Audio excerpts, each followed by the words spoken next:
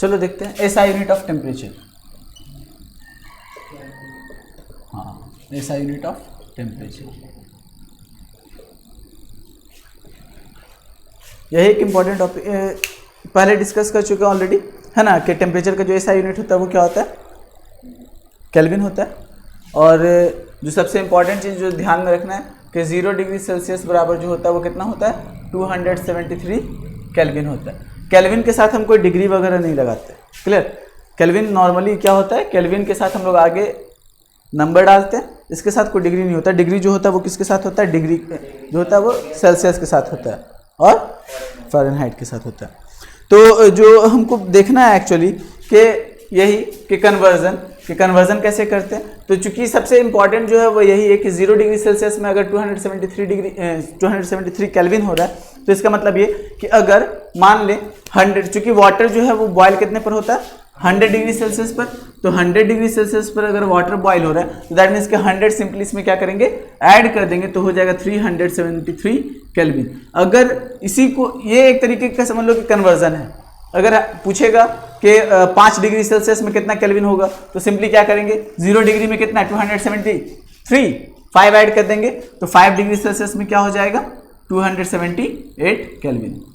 Clear. यही है normally temperature, ऐसा यूनिट का जो तुमको टेम्परेचर के बारे में पढ़ना है वो केल्विन को ही रिलेट करके पढ़ना है। तो इसमें तो कुछ है नहीं, बस इतना ही था कि क्या है, 0 डिग्री में 273 केल्विन। कन्वर्जन रहेगा तो कन्वर्जन अगर बोलेगा 25 डिग्री तो 25 डिग्री सेल्सियस में कितना होगा, तो सिंपली क्या करेंगे, 25 ऐड कर देंगे। अगर 25 ऐड करेंगे तो क्या हो जाएगा, तो 25 डिग्री सेल्सियस बोलेगा तो क्या करेंगे, 25 ऐड कर देंगे, तो 5 3 8 7 2 9 298 केल्विन हो जाएगा। क्लियर, कोई दिक्कत नहीं। आते हैं चेंज ऑफ मैटर, जो आज का इंपॉर्टेंट टॉपिक है। इसी टॉपिक पर ही पूरा डिस्कशन होगा, चेंज ऑफ मैटर के ही ऊपर। जो पूरा डिस्कशन होना है वो चेंज ऑफ मैटर के ही ऊपर होना है। तो चेंज ऑफ मैटर देखते हैं। चेंज ऑफ मैटर, क्योंकि मैटर के बारे में हम लोगों ने देखा ना कि मैटर क्या होता है, मैटर 3 टाइप्स का होता है ना। मैटर कितने टाइप्स का होता है, 3 टाइप्स का होता है। तो चूंकि 3 टाइप्स का है तो मेरे पास मैटर क्या है, या तो सॉलिड फॉर्म में, या तो लिक्विड फॉर्म में है, या तो गैस के फॉर्म में। देखो एकदम सिंपल लैंग्वेज में समझेंगे, एकदम 2 मिनट में समझ में आ जाएगा। अलग अलग फॉर्म में चेंज होगा तो अलग अलग तरीके के नाम से जानेंगे, है ना। अलग अलग फॉर्म में चेंज होगा तो अलग अलग नाम से जानेंगे। तो यहाँ पर जो चेंज ऑफ मैटर है वो हम ऐसे समझे कि मैटर का चेंज मतलब ऐसा कि एक मैटर मेरे पास सॉलिड है, दूसरा मैटर मेरे पास लिक्विड है, तीसरा है गैस। यही 3 मैटर है, सॉलिड है, लिक्विड है और गैस है। तो अगर चेंज कहेंगे तो चेंज का मतलब क्या है कि सॉलिड या तो लिक्विड में चेंज हो जाए।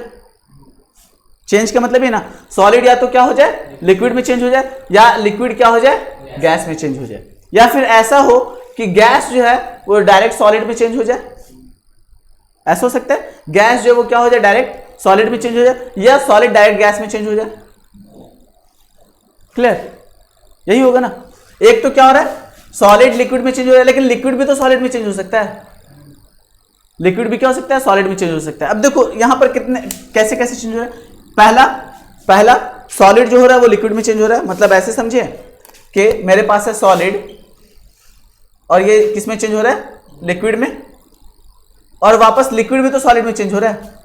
सॉलिड लिक्विड में चेंज हो रहा है, लिक्विड सॉलिड में चेंज हो रहा है। उसके बाद मेरे पास क्या है, लिक्विड। लिक्विड किस में चेंज हो रहा है, गैस में, लेकिन गैस वापस से तो लिक्विड में चेंज हो रहा है। गैस भी लिक्विड में चेंज होगा, यानी जो गैस है वो भी क्या होगा, लिक्विड में चेंज होगा। और मेरे पास क्या है, सॉलिड, या ऐसे करें कि हम रख लें यहां पर गैस, और गैस को हम क्या चीज में चेंज कर रहे हैं, सॉलिड में। गैस को क्या चीज में चेंज कर रहे हैं, सॉलिड में। तो सॉलिड भी तो गैस में चेंज होगा। क्लियर। अब जितने चेंजेस हैं सारे चेंजेस के कुछ ना कुछ नाम होंगे। अगर सॉलिड लिक्विड में चेंज होगा या लिक्विड सॉलिड में चेंज होगा तो प्रोसेस अलग होगा। लेकिन उससे पहले कि प्रोसेस का नाम क्या है, उससे पहले हम ये समझे कि जो चेंजेस हो रहे हैं ना, जैसे सॉलिड का लिक्विड में चेंज होना या लिक्विड का सॉलिड में चेंज होना, क्या कारण है, what is the cause. Science में जो मेन चीज हम पढ़ते हैं वो यही पढ़ते हैं, कॉज और उसका इफेक्ट, कि किसी चीज के करने से क्या होगा और उसका इफेक्ट क्या पड़ेगा, 2 ही चीज। तो तो इसके पीछे का कॉज सॉलिड का लिक्विड में चेंज होना किस कारण की वजह से, किस कॉज की वजह से?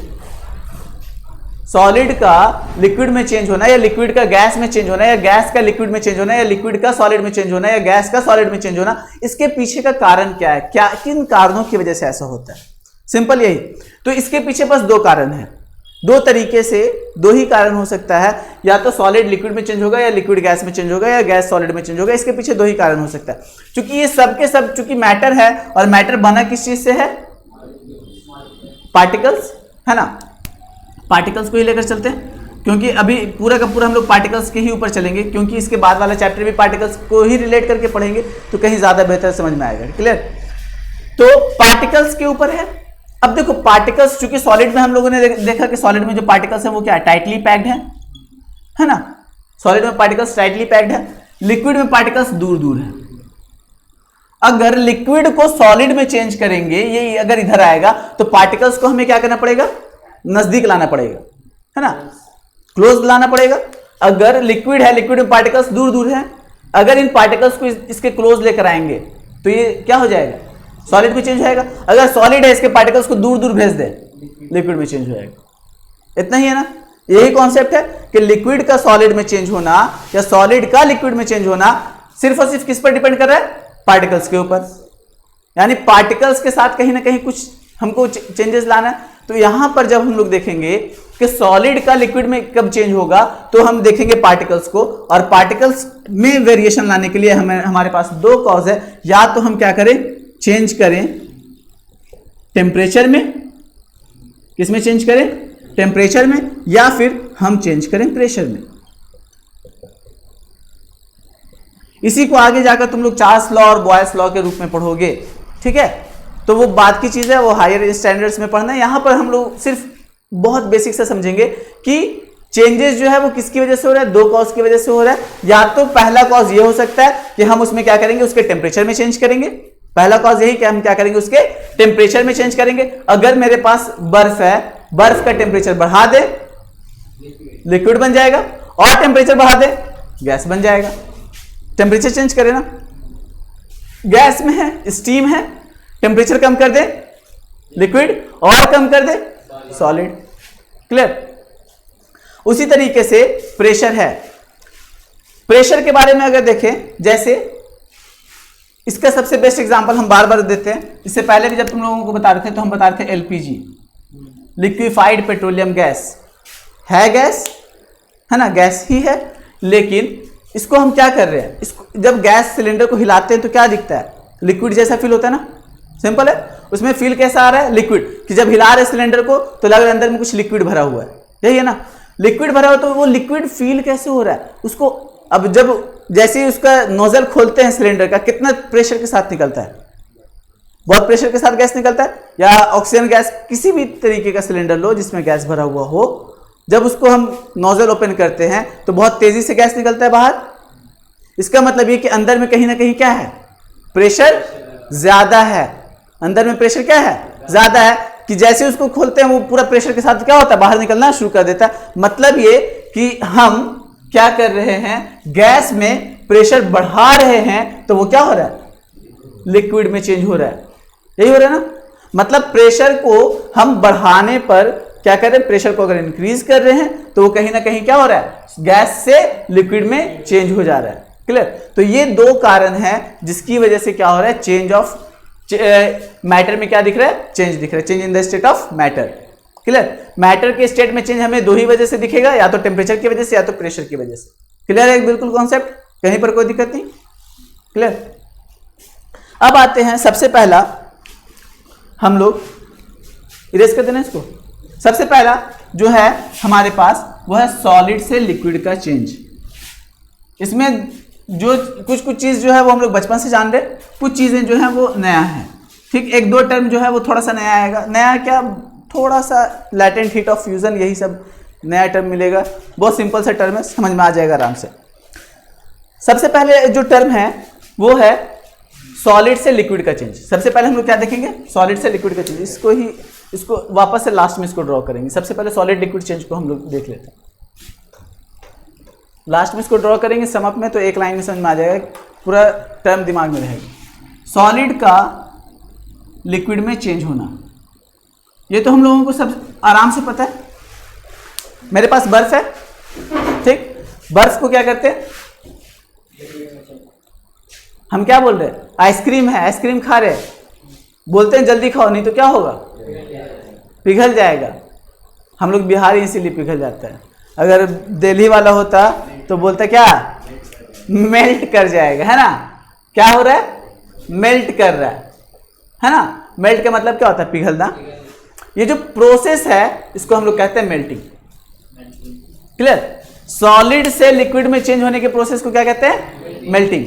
मतलब अगर मेरे पास कोई भी सब्सटेंस है, आयरन को ही क्यों ना ले, कोई फर्क नहीं पड़ता, आयरन सॉलिड है, उसको पिघला कर लिक्विड फॉर्म में ले आए तो भी क्या कहलाएगा, मेल्टिंग। प्लास्टिक है, उसको पिघला कर लिक्विड फॉर्म में ले आए, मेल्टिंग। शीशा है सॉलिड फॉर्म में, उसको टेम्परेचर पिघलाएंगे, टेम्परेचर बढ़ाएंगे, वो लिक्विड फॉर्म में आ जाएगा, मेल्टिंग कहलाएगा। मतलब किसी सॉलिड का लिक्विड में चेंज होना क्या कहलाता है, मेल्टिंग कहलाता है। क्लियर है, कोई दिक्कत नहीं यहां तक। कहता है the process in which a solid substance changes into liquid on heating is called melting और फ्यूजन।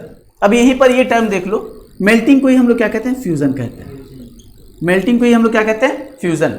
मेल्टिंग को क्या कहते हैं, फ्यूजन। अब यहीं से ये टर्म दिमाग में रखोगे, मेल्टिंग का दूसरा नाम क्या है, फ्यूजन, दोनों बराबर है। क्लियर। कहता है कि जब हम किसी सॉलिड को क्या करते हैं, टेम्परेचर देते हैं, टेम्परेचर पर वो क्या होता है, लिक्विड में चेंज होता है, तो वो क्या कहलाएगा, मेल्टिंग कहलाएगा या फ्यूजन कहलाएगा। क्लियर। मतलब कोई सॉलिड लिक्विड में चेंज होगा टेम्परेचर बढ़ाने पर, तो वो क्या कहलाएगा, मेल्टिंग कहलाएगा या फ्यूजन कहलाएगा। कहता है the temperature at which a solid substance melts and changes into liquid at atmospheric pressure is called melting point of the substance. अब यहां पर मेल्टिंग पॉइंट को समझते हैं। मेल्टिंग क्लियर है। अब मेरे पास जो टर्म है वो है मेल्टिंग पॉइंट। मेल्टिंग पॉइंट देखो, एक सबसे बड़ा फैक्टर है अर्थ का, जो तुम लोगों को 3-4 दिन पहले हम डिस्कस कर रहे थे, वो था एटमॉस्फेरिक प्रेशर। एटमॉस्फेरिक प्रेशर के ऊपर डिस्कस कर रहे थे, बहुत सारे एग्जांपल भी दिए थे एटमॉस्फेरिक प्रेशर का। ठीक, एटमॉस्फेरिक प्रेशर जो है वो तो समझ में आता है ना। अभी भी माइंड में कोई डाउट है एटमॉस्फेरिक प्रेशर को लेकर? एटमॉस्फेरिक प्रेशर अर्थ पर सब जगह सेम होता है या अलग अलग होता है? अलग अलग होता है। सी लेवल पर एटमॉस्फेरिक प्रेशर और एल्टीट्यूड पर एटमॉस्फेरिक प्रेशर सेम होगा या डिफरेंट होगा? डिफरेंट होगा। एल्टीट्यूड पर कम होगा या ज्यादा होगा? एल्टीट्यूड पर, हाइट पर कम होगा और सी लेवल पर ज्यादा होगा, ऐसा कंफर्म? हाँ, जैसे जैसे हम हाइट पर जाते हैं एटमॉस्फेरिक प्रेशर घटता है या बढ़ता है? घटता है। और जैसे जैसे नीचे आते हैं एटमॉस्फेरिक प्रेशर मेजर कैसे करते हैं? सी लेवल से मेजर करते हैं। और उस जिस डिवाइस से मेजर करते हैं उस डिवाइस का नाम?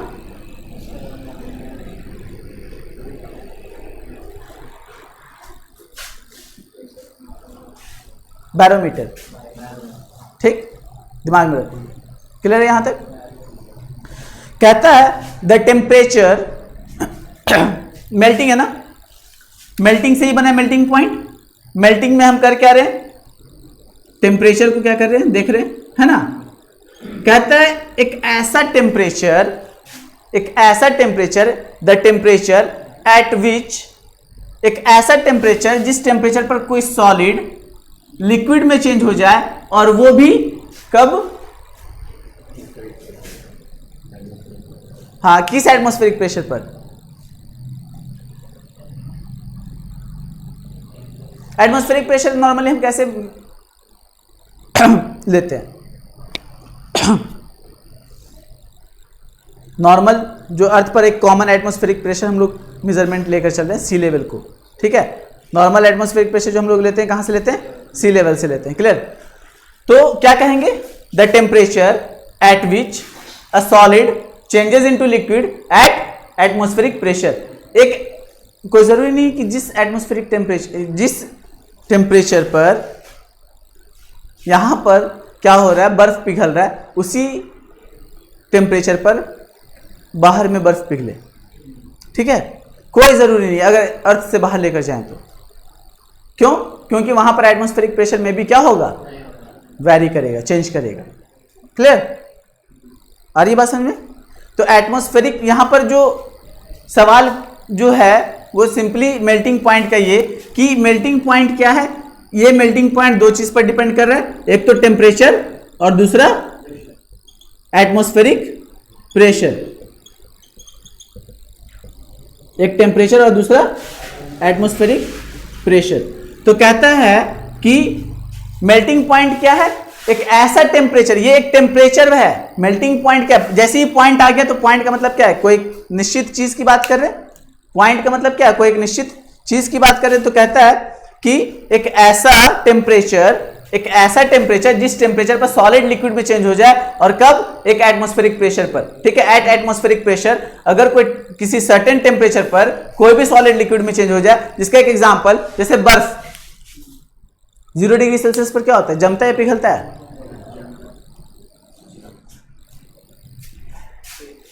क्या होता है बताओ, क्या?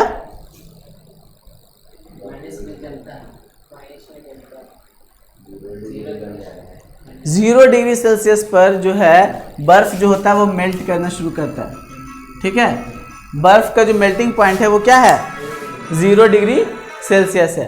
क्लियर, बर्फ का मेल्टिंग पॉइंट क्या है, 0 डिग्री सेल्सियस। यानी बर्फ का जो पिघलना है वो कितने डिग्री सेल्सियस पर है, 0 डिग्री सेल्सियस पर। हेलो, अच्छा ठीक।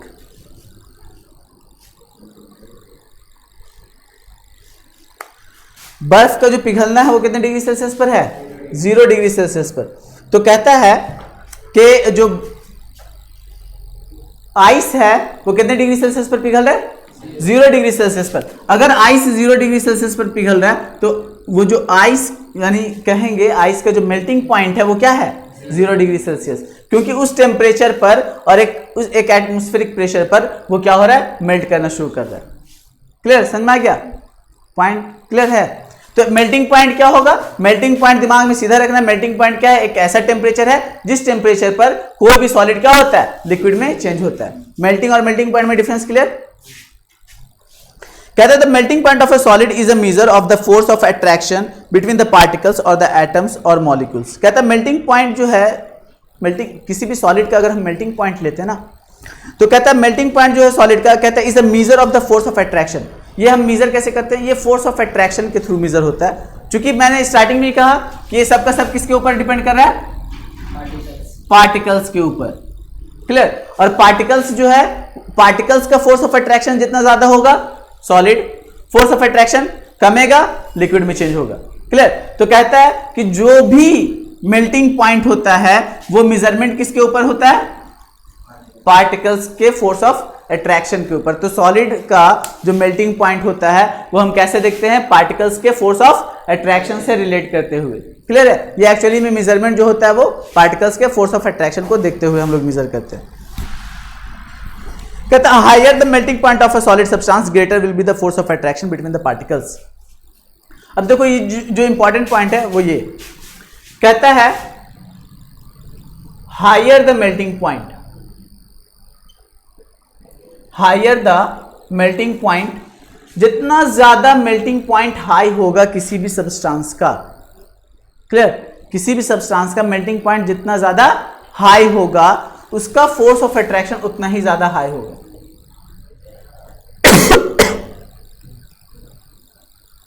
समझ में आ रहा है? मतलब ऐसे मेरे पास ये आयरन का है, ठीक, इसका जो मेल्टिंग पॉइंट है वो लगभग 780 के पार है। क्लियर, अब चूंकि इसका टेम्परेचर यानी मेल्टिंग पॉइंट जो है वो 750 डिग्री सेल्सियस के पार है। क्लियर, ये 780 798 ऐसे अप्रॉक्स में है, एग्जैक्ट हमको अभी ध्यान में नहीं है, लेकिन एक ऑन एन एवरेज लेकर चलते। अब इसका जो पार्टिकल्स होगा वो ज्यादा फोर्स ऑफ अट्रैक्शन से क्लोज होगा या फिर बर्फ का, सिंपल सा लॉजिक, इसका ज्यादा होगा। बस यही पॉइंट यहां पर लिखा हुआ है, हायर द मेल्टिंग पॉइंट, जितना ज्यादा किसी सॉलिड का मेल्टिंग पॉइंट हाई होगा। क्लियर, कोई भी सॉलिड है अगर उस सॉलिड का मेल्टिंग पॉइंट क्या होगा, जितना ज्यादा हाई होगा उसमें क्या होगा, higher the force of attraction. Clear? Higher the force of attraction, जितना ज्यादा मेल्टिंग पॉइंट हाई होता चला जाएगा उतना ही ज्यादा उसका फोर्स ऑफ अट्रैक्शन होगा। क्लियर? कोई डाउट नहीं। जैसे हम लोगों के पास बहुत सारी चीजें सॉलिड फॉर्म में, बहुत सारी चीजें हैं ना सॉलिड फॉर्म में, मतलब सबका मेल्टिंग पॉइंट क्या है? ज्यादा है। जितना ज्यादा मेल्टिंग पॉइंट है उतना ही ज्यादा उसका क्या है? Force of attraction. कोई दिक्कत नहीं। कहता है the melting point of iron metal is, देखो यहां पर 1535 डिग्री सेल्सियस दिया गया कि आयरन जो है उसका जो मेल्टिंग पॉइंट है, आयरन मेटल अगर लेते हैं तो आयरन का जो मेटल है वो 1535 डिग्री सेल्सियस है। तो अब 1535 डिग्री सेल्सियस अगर आयरन मेटल का अगर क्या है? मेल्टिंग पॉइंट है, तो इसका मतलब कि उसके पार्टिकल्स का जो फोर्स ऑफ अट्रैक्शन होगा वो उतना ही क्या होगा? ज्यादा होगा। क्लियर? कहता है when a solid is heated sufficiently it changes its physical state and becomes a liquid. This happens as follows. अब देखो इसके प्रोसेस को समझते हैं। प्रोसेस हम ऑलरेडी पहले सिंपल वे में समझा चुके हैं कि जो भी सॉलिड है वो लिक्विड में चेंज होता है। तो सॉलिड का लिक्विड में चेंज होना, इसका एक्चुअल पार्टिकल्स के साथ कैसा प्रोसेस होता है मैंने स्टार्टिंग में ही बताया। पार्टिकल्स क्लोजली पैक होता है। अब क्लोजली पैक है, पार्टिकल्स क्या होगा? दूर दूर जाएगा। तो पूरा प्रोसेस को समझते हैं। कहता है when a solid substance is heated. अब देखो हो क्या रहा है, जब हम किसी सॉलिड सब्सटेंस को क्या करते हैं? हीट करते हैं, तो क्या होता है? अभी आ रहे हैं, बताओ। हेलो, हाँ एक सेकंड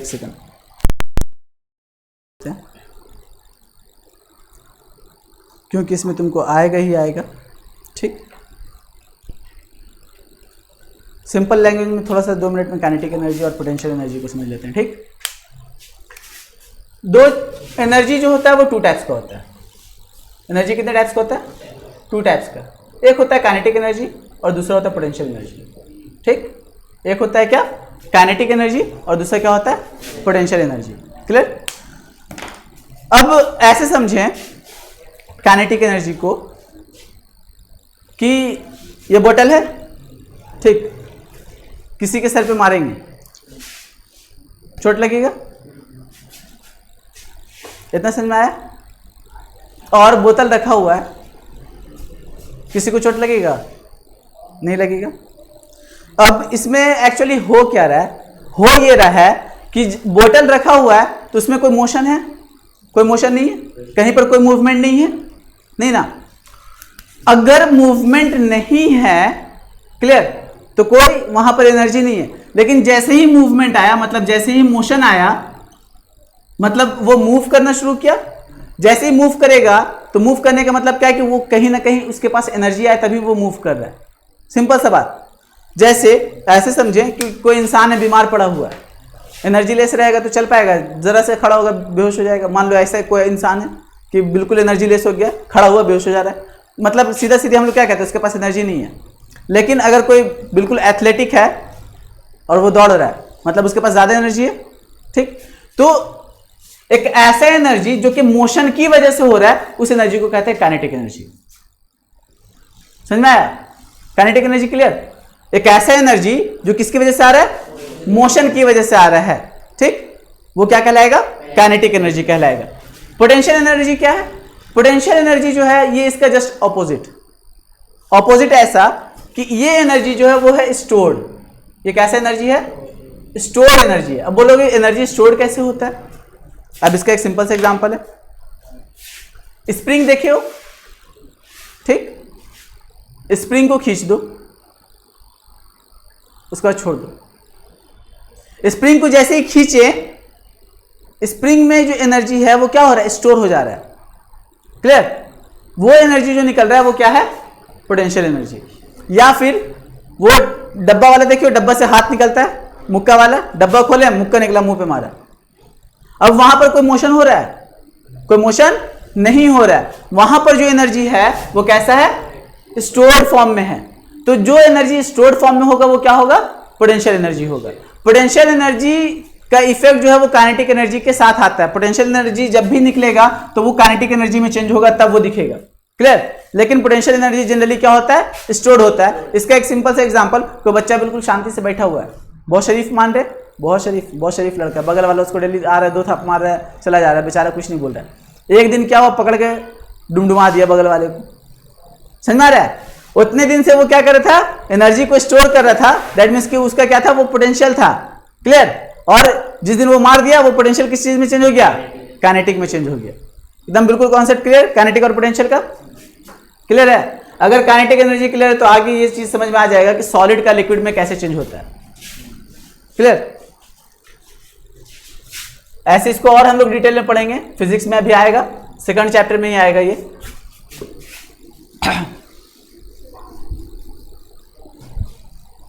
तो सवाल ये है कि सॉलिड जो है वो लिक्विड में चेंज होता है तो मेल्टिंग कहलाता है। मेल्टिंग पॉइंट क्या है, एक ऐसा टेम्परेचर जिसमें क्या हो रहा है, एक सॉलिड जो है वो लिक्विड में चेंज हो रहा है, वो उसका मेल्टिंग पॉइंट है। अब सिंपल सा है कि सॉलिड में ऐसा हो क्या रहा है टेम्परेचर देने पर कि ये लिक्विड में चेंज हो रहा है। ठीक है, सॉलिड को हम क्या कर रहे हैं, टेम्परेचर दे रहे हैं। सॉलिड को हम लोग क्या दे रहे हैं, टेम्परेचर दे रहे हैं। सॉलिड को जैसे ही टेम्परेचर दे रहे हैं तो वो क्या हो रहा है, लिक्विड में चेंज कर रहा है। सीधी सी बात, सॉलिड को जब हम टेम्परेचर दे रहे हैं तो वो क्या चीज में चेंज हो रहा है, लिक्विड में चेंज हो रहा है। लेकिन हो क्यों रहा है टेम्परेचर देने पर, अगर सीधी सी बात है ना, मेरे पास ये लोहा है, ये लोहा है, हम इसको टेम्परेचर दे रहे हैं, लिक्विड में नहीं चेंज हो रहा है, और टेम्परेचर दे रहे हैं, नहीं हो रहा है। 1535 पर लेकर जाएंगे तब लिक्विड में चेंज होगा, है ना। तो 1535 डिग्री सेल्सियस पर जाने के बाद इसमें ऐसा हो क्या रहा है जो लिक्विड में चेंज हो रहा है, बस इतना ही समझना है। क्लियर। अब चूंकि होता क्या है, हम लोग एक चीज जानते हैं, हीट। ठीक, हीट से पहले थोड़ा सा और एनर्जी को समझ लेते हैं। चूंकि 9th क्लास में पूरा का पूरा एनर्जी ही है, एनर्जी का बहुत सारा फॉर्म है। ठीक है, एनर्जी का क्या है, एनर्जी का बहुत सारा फॉर्म है। एनर्जी 2 टाइप्स का होता है। अभी एनर्जी का जो बताया था वो टाइप्स था, अभी हम क्या बता रहे, फॉर्म्स। वो काइनेटिक और पोटेंशियल क्या है, एनर्जी का टाइप है। काइनेटिक एनर्जी और पोटेंशियल एनर्जी वो क्या है, एनर्जी का टाइप है। 2 टाइप का एनर्जी, काइनेटिक एनर्जी और पोटेंशियल एनर्जी। अभी जो है हम क्या कह रहे हैं, एनर्जी का फॉर्म। एनर्जी जो है ना हमारे एनवायरमेंट में बहुत सारे फॉर्म्स में। क्लियर। इसका एग्जांपल जैसे हीट एनर्जी, ठीक, लाइट एनर्जी, साउंड एनर्जी। अब क्लियर है, न्यूक्लियर एनर्जी। ठीक, तुम लोगों के बुक में एक पूरा चैप्टर ही एनर्जी के बारे में पढ़ने का। देखोगे बुक पलटकर, सोर्सेज ऑफ एनर्जी करके एक चैप्टर है, बहुत इंपॉर्टेंट चैप्टर है। इसमें नहीं होगा तो फिजिक्स में होगा। ठीक, एनर्जी का जो फॉर्म्स है वो बहुत सारा है। हीट भी एनर्जी का एक फॉर्म है, लाइट भी एनर्जी का फॉर्म है, साउंड भी एनर्जी का फॉर्म है, और न्यूक्लियर एनर्जी इसके अलावा भी है और भी है, लेकिन इतनी hydro power, hydro wind energy, water energy, hydro energy जिसको हम लोग कहते हैं, तो ये सब एनर्जी के फॉर्म्स है। लेकिन यहाँ पर मेनली हम ऐसे समझे कि एनर्जी का एक लॉ है, इस लॉ को याद रखोगे पूरा जिंदगी भर काम देगा। ठीक, लॉ ये है कि energy can neither be created nor be destroyed. तुमको हर जगह ये काम देगा। एनर्जी क्या है, can neither be created nor be destroyed. Energy को ना ही हम बना सकते हैं ना ही बर्बाद कर सकते हैं, सीधा सा चीज। एनर्जी को ना ही हम बना सकते हैं ना ही बर्बाद कर सकते हैं। तो फिर करेंगे क्या एनर्जी का, चेंज। मतलब कि एनर्जी जब ना बनेगा, इंसान एनर्जी को बना नहीं सकता है, ना ही इंसान एनर्जी को बर्बाद कर सकता है। ये सबका सब नेचुरल है। तो होता क्या है एनर्जी के साथ, तो कहता है इट कैन बी ट्रांसफर और ट्रांसफॉर्म्ड। तो एनर्जी के साथ हो क्या रहा है, तो एनर्जी के साथ 2 चीज हो रहा है, या तो एनर्जी ट्रांसफर हो रहा है या तो एनर्जी ट्रांसफॉर्म हो रहा है। मतलब एक जगह से दूसरी जगह एनर्जी चला जा रहा है, या फिर एनर्जी अपना रूप बदल रहा है। ट्रांसफॉर्म का मतलब होता है रूप बदल लेना। ठीक है, ट्रांसफॉर्म का मतलब क्या होता है, रूप बदल लेना। जैसे इसका एक एग्जांपल समझे, हम लोगों के यहां इलेक्ट्रिसिटी आ रहा है, ठीक, इलेक्ट्रिसिटी आ रहा है। ये इलेक्ट्रिसिटी बन कैसे रहा है, डैम से ले लेते एग्जांपल। ऐसे बहुत सारे एनटीपीसी भी है, थर्मल पावर प्लांट, डैम से ले लेते हैं। ठीक, हाइड्रो पावर, ठीक है, हम लोग हाइड्रो पावर प्लांट लगाते हैं, वाटर एनर्जी। अब इससे क्या हो रहा है, इलेक्ट्रिसिटी बन रहा है, हमारे घर में इलेक्ट्रिसिटी आ रहा है। लेकिन इलेक्ट्रिसिटी का हम कर क्या रहे हैं, लाइट जला रहे हैं, लाइट में यूज कर रहे हैं। क्या चीज में यूज कर रहे हैं, साउंड में नहीं यूज कर रहे हैं, विंड में यूज कर रहे हैं, पंखा चल रहा है। ठीक, मैकेनिकल एनर्जी के फॉर्म में मशीन चला रहे हैं। कितना सारा है, सब एनर्जी। देखो कहीं एनर्जी कहीं पे भी हम बना रहे हैं, ये अगर बोलेंगे इलेक्ट्रिसिटी बना रहे हैं, बना कैसे रहे हैं, एनर्जी को क्या कर रहे हैं, सिर्फ ट्रांसफॉर्म तो कर रहे हैं। हाइड्रो एनर्जी को हम लोग क्या कर रहे हैं, इलेक्ट्रिकल एनर्जी में कन्वर्ट कर रहे हैं। क्लियर? तो यहां पर एनर्जी क्रिएट हो रहा है या ट्रांसफॉर्म हो रहा है, ट्रांसफॉर्म हो रहा है। यहां पर लाइट एनर्जी हम बना रहे हैं, नहीं बना रहे हैं, सिर्फ और सिर्फ ट्रांसफॉर्म हो रहा है। तो ये जो लॉ है, ये सबसे इंपॉर्टेंट लॉ है एनर्जी का। Energy can neither be created nor be destroyed but can be transfer और ट्रांसफॉर्म्ड। ये इस बात को पूरा ध्यान में रखना है, ये आगे अलग अलग लॉज में तुमको काम देगा अलग अलग तरीके से। ठीक है, ये वाला जो पार्ट है, can neither be created nor be destroyed, जहां पर कंजर्वेशन ऑफ, ये law of conservation of energy का ये कॉन्सेप्ट है। ठीक है, law of conservation of energy, जहां पर कंजर्वेशन का बात आएगा वहां पर ये वाला टर्म चिपका दो। जहां पर भी मोमेंटम पढ़ेंगे, law of conservation of momentum, तो वहां पर भी ऐसे ही देखेंगे। ठीक है, तो ये वाला part can neither be created nor be destroyed, तो एनर्जी के साथ यही टर्म जाता है। एनर्जी जो है, law of conservation of energy यही कहता है, energy can neither be created nor be destroyed but can be transfer और ट्रांसफॉर्म्ड। क्लियर है? अब आते हैं वापस से अपने टॉपिक के ऊपर, ये वाला इंपॉर्टेंट है इसीलिए यहां पर डिस्कस करना पड़ा। ठीक, अब आते हैं वही वाला पुराना टॉपिक कि सॉलिड के साथ ऐसा हो क्यों रहा है कि वो लिक्विड में चेंज हो रहा है। एक समझ लेंगे, बाकी पूरा समझ में आ जाएगा। लिक्विड से गैस, गैस से सॉलिड, सॉलिड सब क्लियर हो जाएगा। कहता है कि सॉलिड को हीट करने पर, टेम्परेचर देने पर वो लिक्विड में चेंज क्यों हो रहा है, ऐसा क्या हो रहा है सॉलिड के साथ कि वो लिक्विड में चेंज हो रहा है। ठीक, अगर सॉलिड के पार्टिकल्स को देखें तो सॉलिड का पार्टिकल्स कुछ इस तरीके से दिखेगा,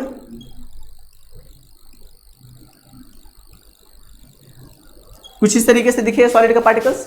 अगर हम इसको हीट करेंगे, जब हम इसको हीट करेंगे तो क्या होगा। अब पार्टिकल्स के नेचर के बारे में हम लोग जानते हैं कि पार्टिकल्स का नेचर क्या होता है। पार्टिकल्स जो है वो मूव करता है, पार्टिकल्स के बीच में फोर्स ऑफ अट्रैक्शन होता है, बताया ना ये सब। पार्टिकल्स मूव करता है, पार्टिकल्स के पास फोर्स ऑफ अट्रैक्शन होता है। क्लियर? अब चूंकि जैसे ही हीट करेंगे तो ऑलरेडी मूव कर रहा है, अब हीट करेंगे तो हीट क्या है, एक एनर्जी है। क्लियर? अब ये एनर्जी क्या होगा, वेस्ट हो जाएगा, डिस्ट्रॉय होगा नहीं, ट्रांसफॉर्म होगा। अब ट्रांसफॉर्म होगा तो क्या होगा, ये हीट एनर्जी इसके अंदर जाएगा और इसके अंदर पैदा करेगा काइनेटिक एनर्जी। समझ में आया? इसके अंदर क्या पैदा करेगा, काइनेटिक एनर्जी। ठीक, अभी जो एग्जांपल दिए थे, तुम डेली आ रहे हो, एक को मार रहे हो, बेचारा डेली मार खा रहा है, डेली मार खा रहा है, तुम उसको क्या कर रहे हो, हीट कर रहे हो। ठीक, अब हीट कर रहे हो, डेली हीट कर रहे हो, एक दिन वो तुमको क्या करेगा, उठ के मारेगा।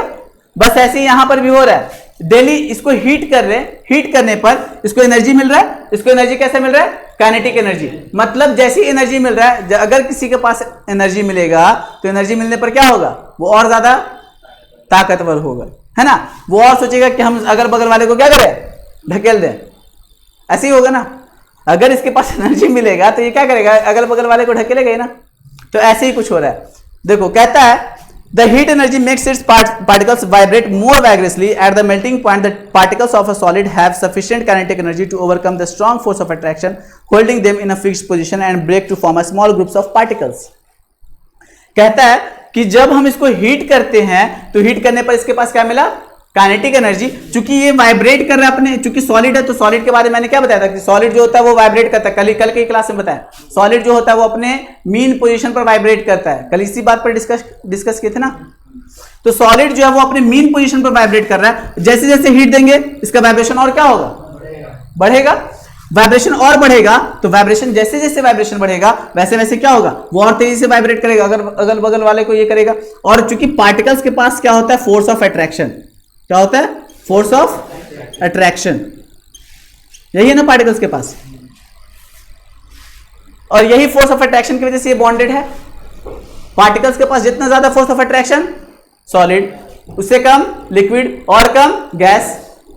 अगर इस फोर्स ऑफ अट्रैक्शन को ये काइनेटिक एनर्जी तोड़ दे, क्लियर, अगर काइनेटिक एनर्जी इतना ज्यादा मिल जाए इसके पास कि ये इस फोर्स ऑफ अट्रैक्शन को क्या करे, ब्रेक कर दे।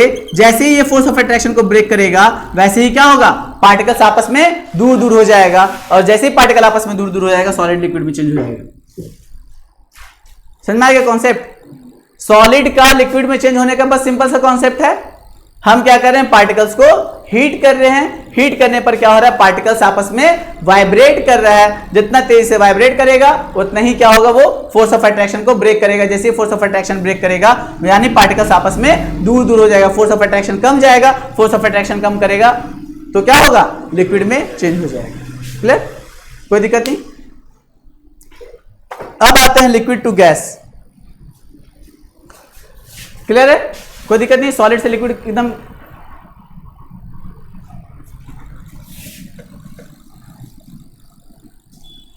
जो नेक्स्ट है वो है लिक्विड टू गैस।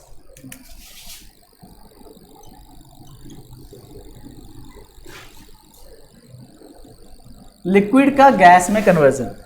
अब देखो लिक्विड का गैस में जो कन्वर्जन होता है इसको हम लोग कहते हैं बॉइलिंग।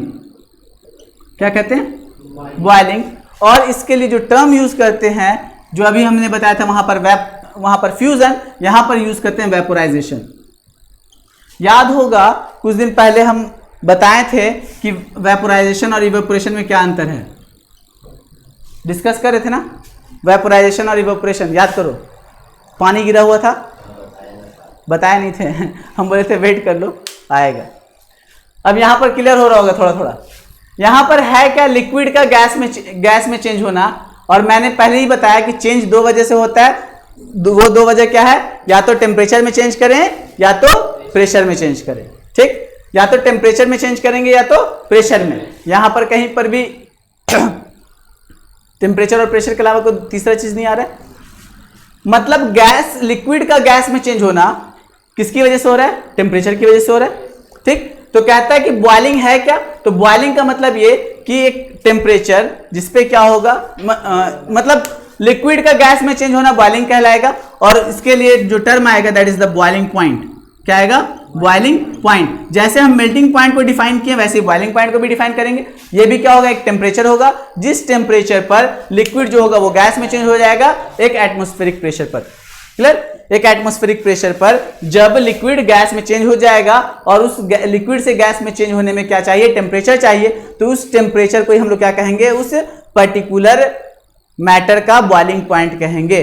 जैसे वाटर का बॉइलिंग पॉइंट कितना है, 100 डिग्री सेल्सियस। तो 100 डिग्री सेल्सियस पर क्या हो रहा है, 100 डिग्री सेल्सियस पर जो लिक्विड है वो क्या हो रहा है, गैस में चेंज होना शुरू कर रहा है। क्लियर, जैसे 0 डिग्री सेल्सियस वाटर का, ये आइस का क्या है, मेल्टिंग पॉइंट है।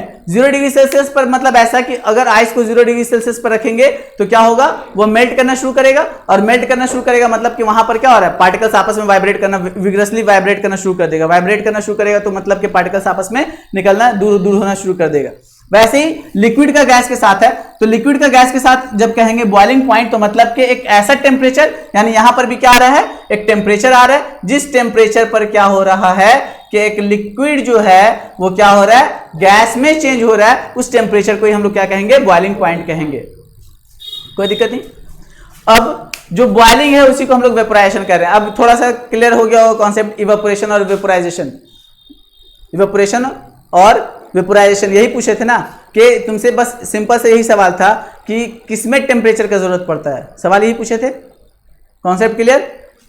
वेपोराइजेशन जो है ये लिक्विड से गैस में चेंज होने का प्रोसेस है जहां पर क्या हो रहा है, टेम्परेचर का जरूरत पड़ रहा है। इवेपोरेशन में टेम्परेचर का जरूरत नहीं पड़ता है। इवेपोरेशन और अच्छे से बताएंगे, वहां पर भी काइनेटिक एनर्जी आएगा।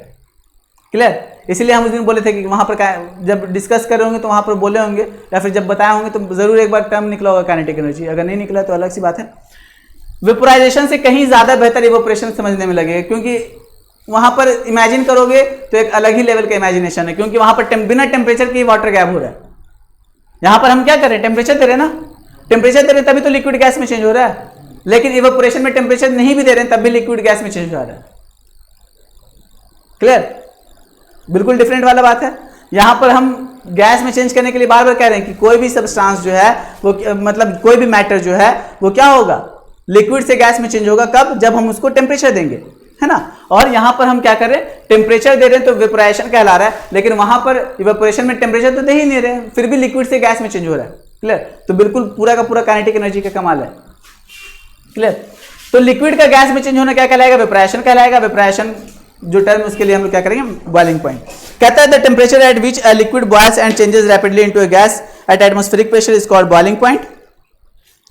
कहता है अलग अलग लिक्विड का अलग अलग बॉइलिंग पॉइंट होगा, ये तो नॉर्मल है। जैसे अलग अलग सॉलिड्स का अलग अलग क्या होता है, मेल्टिंग पॉइंट होता है, वैसे ही अलग अलग लिक्विड का क्या होगा, अलग अलग बॉइलिंग पॉइंट होगा। कहता है when a liquid is heated it changes its physical state and becomes a gas, this happens as follows. इसमें भी वापस से वही प्रोसेस जो प्रोसेस अभी मैंने बताया, किसके लिए, सॉलिड से लिक्विड के लिए। अगर लिक्विड है तो लिक्विड में पार्टिकल्स कुछ इस तरीके से होंगे, है ना, इसमें फोर्स ऑफ अट्रैक्शन कम होगा। तो कहता है लिक्विड जब गैस में चेंज होता है तो वापस से क्या हो रहा है, हम यहां पर हीट दे रहे हैं ना, हीट कर रहे हैं इसको। हीट करने पर हो क्या रहा है, वापस से हीट करेंगे, काइनेटिक एनर्जी मिलेगा। यहां पर स्पेस ज्यादा है ना, इससे जाकर टकराएगा, इसको काइनेटिक एनर्जी देगा और दूर भागेगा, है ना, मतलब पार्टिकल्स कुछ इस तरीके से दिखेगा। क्लियर, अभी लिक्विड है, बाद में गैस, मतलब हीट किए, काइनेटिक एनर्जी मिला, काइनेटिक एनर्जी मिला, फोर्स ऑफ अट्रैक्शन और कम हो गया। जितना फोर्स ऑफ अट्रैक्शन कम होगा पार्टिकल्स उतना दूर जाएगा, पार्टिकल्स जितना दूर जाएगा मैटर का जो स्टेट होगा वो चेंज हो जाएगा। क्लियर, गैस में चेंज हो जाएगा। इसीलिए बोले कि सॉलिड अगर समझ में आ जाएगा तो लिक्विड गैस सब समझ में आ जाएगा। अब आते हैं गैस टू लिक्विड चेंज।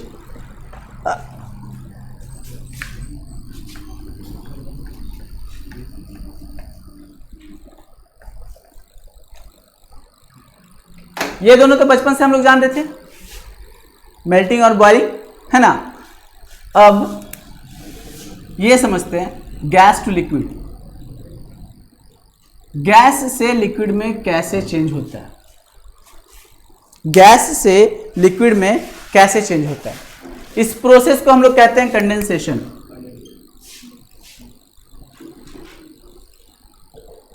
कोई एक ऐसा एग्जांपल दो जहां पर तुमको ये लगता है कि तुम कंडेंसेशन का यूज कर रहे हो।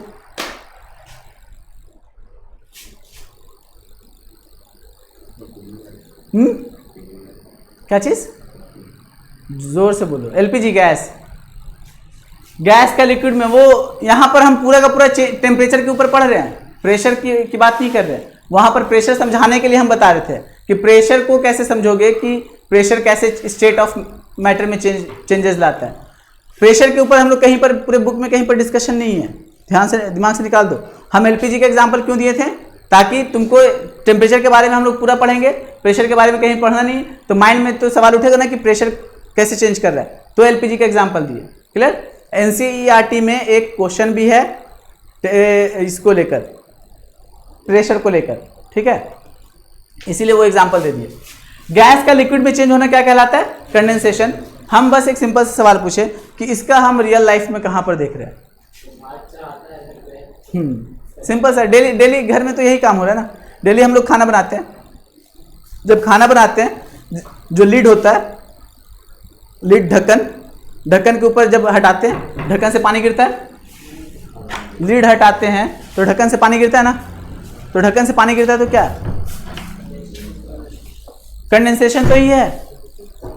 जब तुम ढक्कन मत रखो, स्टीम निकल रहा है, ढक्कन रख दो, स्टीम बाहर नहीं जाएगा, ढक्कन हटा दो, ढक्कन से पानी गिरेगा।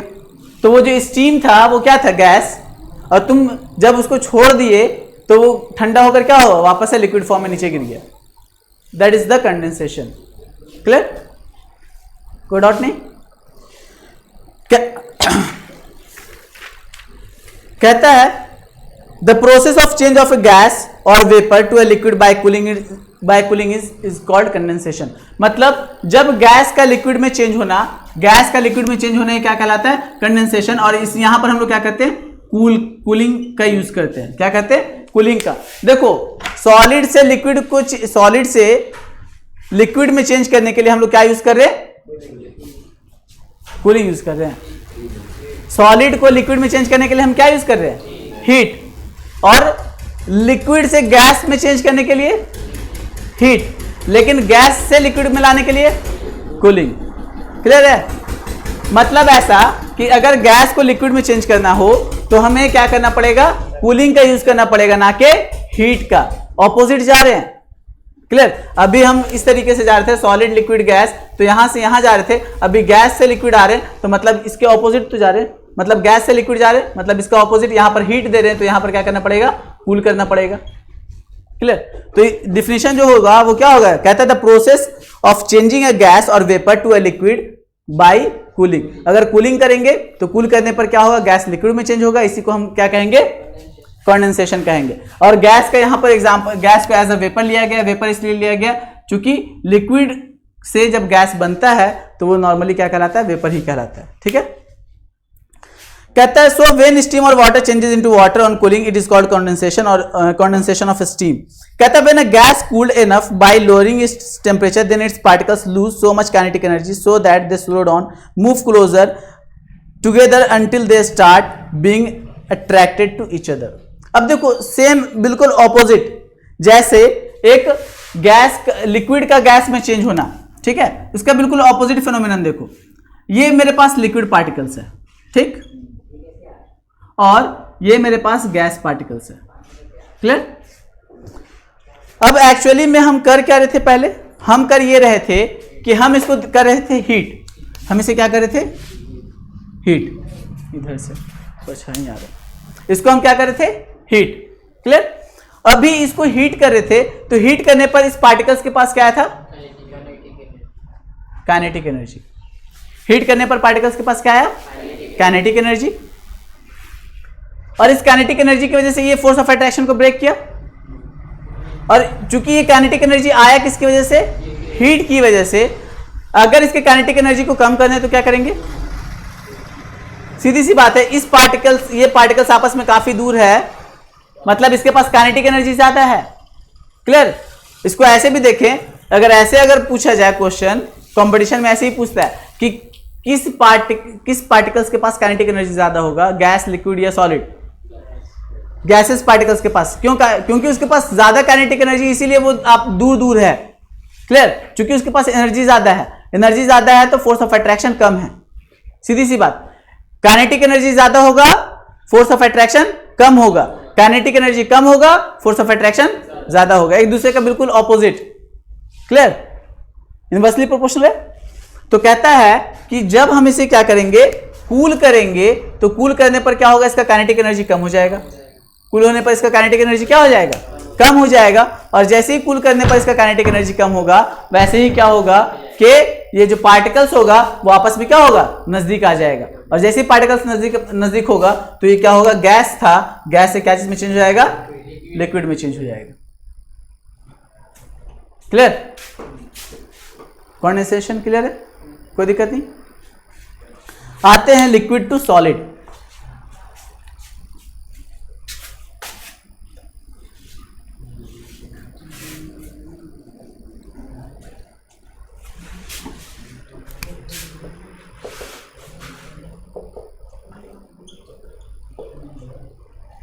लिक्विड टू सॉलिड देखते हैं।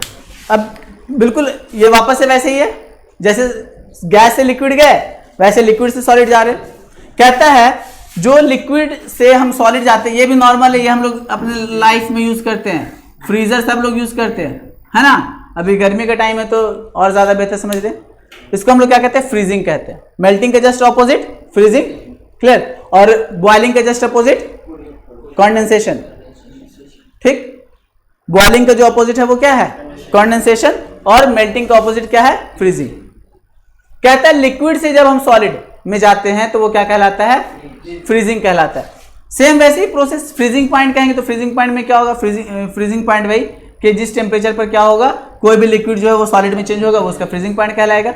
ठीक, और फ्रीजिंग में हो क्या रहा है, फ्रीजिंग में वापस से वही चीज कि लिक्विड के पार्टिकल्स है, ठीक, और यहां पर क्या हो जाएगा, सॉलिड का पार्टिकल्स। तो जो सॉलिड का जो पार्टिकल्स होगा वो आपस में क्या होगा, नजदीक हो जाएगा। क्यों? क्योंकि इसके काइनेटिक एनर्जी को हम क्या कर रहे हैं, रिड्यूस कर ले रहे हैं। और रिड्यूस करने का तरीका क्या है कि इसे हम क्या कर रहे हैं, कूल कर रहे हैं। कूल करेंगे तो ये वापस से क्या हो जाएगा, इसका पार्टिकल्स का जो फोर्स ऑफ अट्रैक्शन है वो बढ़ जाएगा। फोर्स ऑफ अट्रैक्शन बढ़ेगा तो पार्टिकल्स आपस में नजदीक आ जाएगा। नजदीक आने का मतलब कि वो लिक्विड से सॉलिड में चेंज हो जाएगा। कोई दिक्कत नहीं। अब आते हैं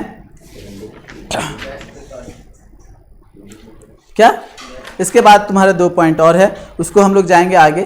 उससे पहले हम लोग समझते हैं लैटेंट हीट क्या होता है। ये ज़्यादा इंपॉर्टेंट है, अभी जस्ट बताएं। और इसी में हमको मिलेगा 2, एक लैटेंट हीट ऑफ फ्यूजन और दूसरा लैटेंट हीट ऑफ वेपोराइजेशन। ठीक, समझते हैं लैटेंट पहले वर्ड लैटेंट का मतलब ही समझ लेते हैं तो बाकी सारा क्लियर हो जाएगा। ये लैटेंट का मतलब क्या होता है, what is the meaning of the term latent? कहाँ मुशर्रफ? अच्छा आया होगा।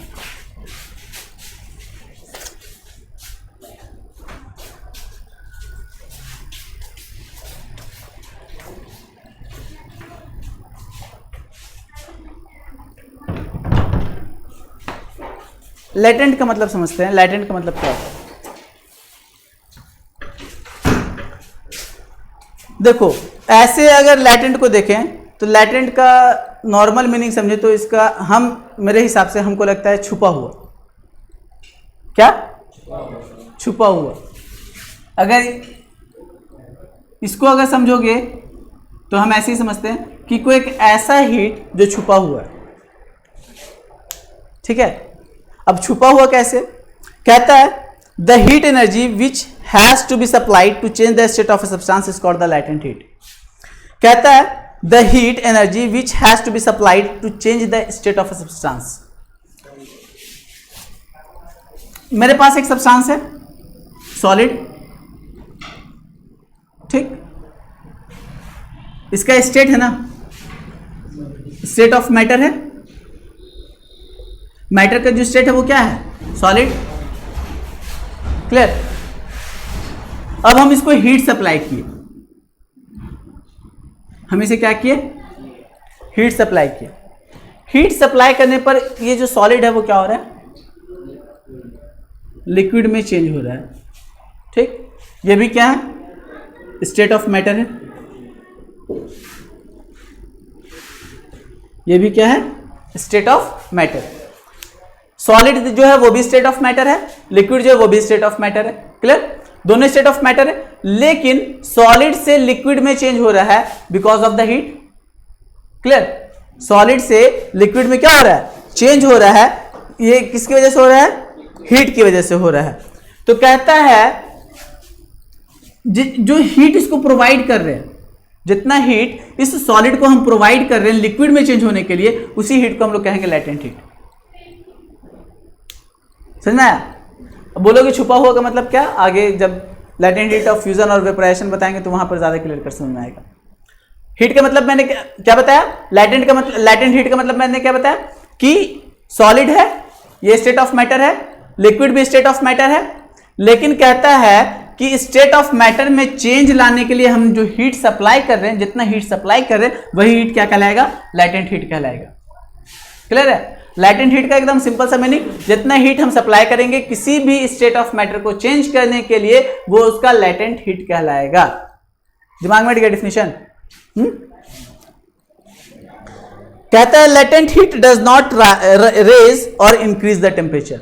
अब जो छुपा हुआ का जो मीनिंग है वो यहीं पर आता है।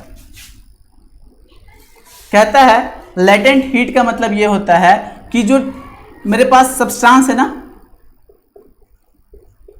मेरे पास जो सब्सटेंस है उस सब्सटेंस का जो टेम्परेचर होगा वो रेज करना चाहिए। मेरे पास बर्फ है, ठीक है, एक एक्सपेरिमेंट बताते हैं। बर्फ ले, ठीक है, बुक में भी तुम्हारे एक्सपेरिमेंट ये वाला दिया हुआ है। बर्फ ले, बर्फ में थर्मामीटर डाल दे, ठीक है, और उसको नीचे से हीट करे। बर्फ लिक्विड में चेंज होता चला जाएगा, लेकिन जो टेम्परेचर है वो चेंज नहीं होगा। थर्मामीटर हीट दे रहे ना, थर्मामीटर का टेम्परेचर बढ़ना चाहिए, ऐसे ही होता है ना, माइंड में यही चल रहा है, बचपन से यही माइंड में चल रहा है कि अगर हीट करेंगे तो बर्फ का टेम्परेचर बढ़ जाएगा, लेकिन ऐसा होता नहीं है। कहता है लैटेंट हीट का मीनिंग वही है कि जब तक हम किसी सब्सटेंस को जब चेंज करते हैं वो हीट प्रोवाइड करते हैं, जिस हीट पर उस सब्सटेंस का जो स्टेट ऑफ मैटर है सॉलिड से जो लिक्विड में चेंज हो रहा है, इस चेंज के दौरान उसके टेम्परेचर में कहीं पे भी राइज दिखाई नहीं देगा, टेम्परेचर नहीं बढ़ेगा, टेम्परेचर उतना ही रहेगा।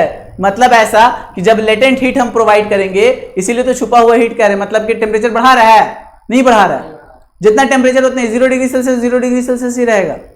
हम हीट दे रहे हैं नीचे से, लेकिन टेम्परेचर 0 डिग्री ही बरकरार है, क्यों? क्योंकि उस सब्सटेंस के टेम्परेचर को वो बढ़ा नहीं रहा है, सिर्फ सब्सटेंस के क्या कर रहा है, स्टेट ऑफ मैटर को चेंज कर रहा है। स्टेट ऑफ मैटर को चेंज करने के हीट को ही हम लोग लेटेंट हीट कहते हैं। सिंपल सा बात, एक ऐसा हीट जहां पर स्टेट ऑफ मैटर चेंज हो रहा है, सॉलिड से लिक्विड, लिक्विड से गैस, वो हीट क्या कहलाएगा, लेटेंट हीट कहलाएगा। क्लियर है? या अभी भी लेटेंट हीट में कोई दिक्कत, कोई डाउट नहीं? कहता है the word latent means hidden. आगे आ गया ना? हिडन का मतलब क्या होता है, छुपा हुआ। लेटेंट का मतलब ही क्या होता है, हिडन होता है। लेटेंट का मतलब ही क्या होता है, छुपा हुआ। तो अगर लेटेंट कहेंगे तो लेटेंट का मतलब क्या, हिडन। ये एक वर्ड लैटिन वर्ड से आया है। लेटेंट वर्ड जो है ये किस वर्ड से आया है, लैटिन लैंग्वेज से आया, लैटिन वर्ड है जिसका मतलब होता है hidden. It is called latent heat because it becomes hidden in the substance undergoing the change of state. इसे हिडन क्यों कहते हैं, इसलिए हिडन कहते हैं कि जब ये सब्सटेंस के अंदर जाता है ये हीट, तो उस सब्सटेंस के टेम्परेचर को बढ़ाता नहीं है, वो हीट क्या होता है, गायब हो जाता है। इसीलिए तो इसको लैटेंट हीट कह रहे हैं। मतलब ऐसा कि ये बर्फ है, हम यहां पर बर्फ रख दिए और यहां पर हम क्या कर रहे हैं, इसे हीट कर रहे हैं, और हीट करने पर क्या हो रहा है, ये हीट तो जा रहा है लेकिन इस सब्सटेंस के अंदर जाकर क्या हो रहा है, गायब हो जा रहा है। हीट जो है सब्सटेंस के अंदर जा रहा है लेकिन सब्सटेंस के अंदर जाकर क्या हो रहा है, गायब हो जा रहा है, क्योंकि टेम्परेचर ही नहीं बढ़ रहा है। हम हीट का मतलब यही नहीं समझते हैं कि हीट देंगे तो टेम्परेचर क्या होगा, बढ़ेगा, लेकिन टेम्परेचर बढ़ नहीं रहा है, टेम्परेचर बल्कि क्या हो रहा है, हीट जो है वो गायब हो जा रहा है। तो गायब कहां हो रहा है, तो गायब बस इसी वजह से हो रहा है क्योंकि उसके स्टेट ऑफ मैटर को वो क्या कर रहा है, चेंज कर रहा है। इसीलिए से हम लोग क्या कहते हैं, लेटेंट हीट कहते हैं। क्लियर है? लेटेंट हीट तुमको शायद कहता है and does not show its presence by raising the temperature, so the latent heat which is given to change the state of substance can not be detected by a thermometer. Let us see why latent heat does not cause a rise in the temperature of the substance. अब ये समझते हैं, ये तो latent heat समझ में आ गया कि लेटेंट हीट है क्या। ठीक, जिस तरीके से हम लोगों ने ये समझा कि जब कोई सॉलिड को हीट करते हैं, लिक्विड में चेंज होता है, तो क्यों चेंज होता है, वैसे ही अभी हम ये समझेंगे कि लेटेंट हीट जब हम देते हैं, मतलब जब हम हीट देते हैं किसी सब्सटेंस में, वो सॉलिड से लिक्विड में चेंज होता है, तो टेम्परेचर क्यों नहीं बढ़ रहा है। समझना, यही कॉज है, हमें इसी कॉज को समझना है कि जब हम हीट दे रहे हैं तो हीट देने में वो सब्सटेंस का टेम्परेचर क्या हो रहा है, क्यों नहीं बढ़ रहा है। तो कहता है कि every substance or solid liquid had some force of attraction between them.